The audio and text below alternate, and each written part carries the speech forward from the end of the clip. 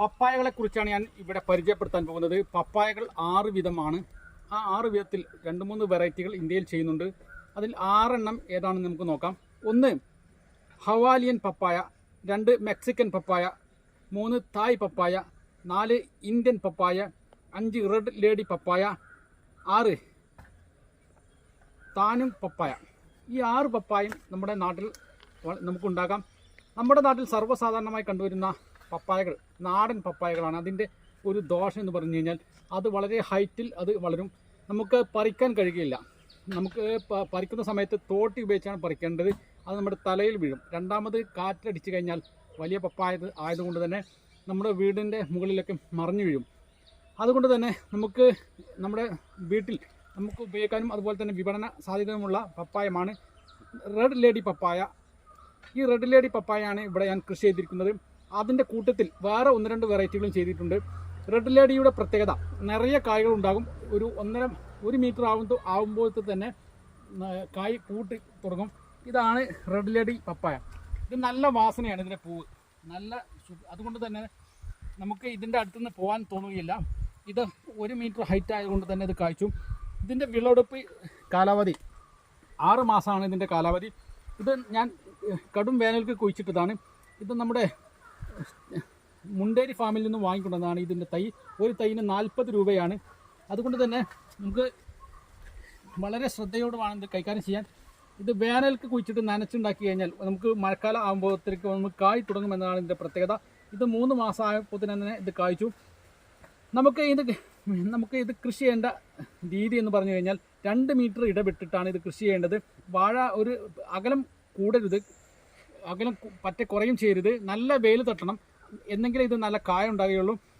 ഇതിൻ്റെ പ്രത്യേകത എന്ന് പറഞ്ഞു കഴിഞ്ഞാൽ വെള്ളം കെട്ടി നിൽക്കരുത്, ചീഞ്ഞു പോകും. രണ്ടാമത്തത് എന്ന് പറഞ്ഞു കഴിഞ്ഞാൽ നമുക്ക്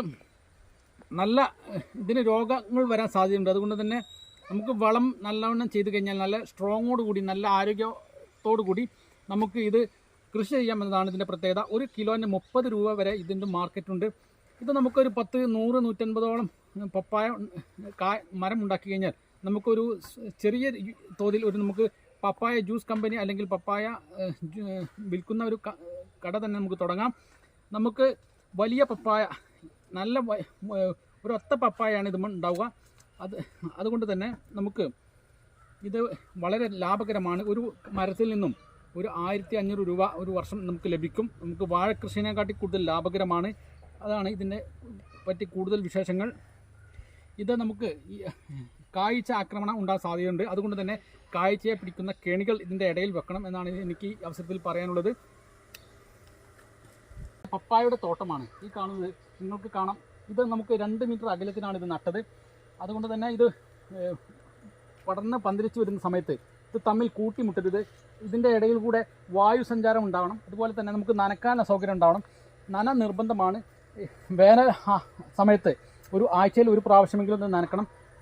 നമുക്ക് ചെറിയ മൈക്രോ തുള്ളി നന ആണെങ്കിൽ നമുക്ക് അത് പൈപ്പ് ഫിറ്റ് ചെയ്ത് കൊടുത്തു പോയാൽ മതി.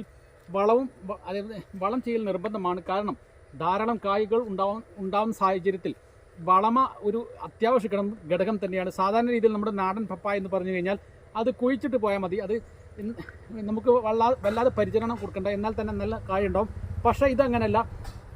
ഇത് നല്ല മധുരമാണ്. കാരണം ഇത് ആ ഒരു വെറൈറ്റി ആയതുകൊണ്ട് തന്നെ നമുക്ക് ഇതിൽ നിന്ന് ഉണ്ടാകുന്ന കായകൾ നമുക്ക് ആ കായൽ നിന്നും വിത്ത് ശേഖരിച്ച് നമുക്ക് തൈ നട്ട് കഴിഞ്ഞാൽ ഇതിൻ്റെ വെറൈറ്റി കിട്ടിക്കോളുന്നില്ല. അതുകൊണ്ട് തന്നെ ഇതിൻ്റെ തൈ നമുക്ക് ഉണ്ടാക്കൽ ഒന്നുകിൽ നമുക്ക് ഇതുപോലെയുള്ള കൃഷിഭവനിലോ അല്ലെങ്കിൽ മറ്റുള്ള പ്രൈവറ്റ് കാർഷിക ഫാമിൽ നിന്നോ നമുക്ക് തൈകൾ വാങ്ങാൻ കിട്ടും. ഒരു തൈയിൽ 40 രൂപയാണ്.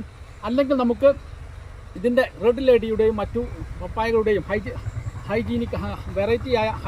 ഹൈജീനിക്കായ പപ്പായയുടെ കുരുകൾ വാങ്ങാൻ കിട്ടും. ആ കുരു നമുക്ക് പ്രോഡറയിൽ വെച്ചുകൊണ്ട് മുളപ്പിച്ച് അങ്ങനെ തൈ ഉണ്ടാക്കാം എന്നാണ്.